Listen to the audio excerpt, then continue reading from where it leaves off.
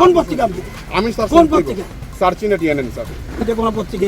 পত্রিকা কথা বলছি। কিছুই নাই। পত্রিকা না তো। কিছু না। পত্রিকা না তো। কিছু না। পত্রিকা না তো। কেন স্যার? ঠিক আছে আপনি না না ঠিক আছে স্যার একদম কাজ নাই কর্ম নাই কেবল কিছু না এগুলি করবেন না। মানুষ পরে প্রোগ্রাম করবে আপনাদের। কেন এসব করছেন? কেন এসব করছেন? আর কোনো কাজ নাই, একটা মোবাইল ধরলে মনে করে সবকিছু পায়। স্যার আপনি যদি আমরা প্রশ্ন আঘাত করেন 100 বার আপনি মনে আঘাত পান ঠিক আছে আমরা আঘাত টাঘাত না।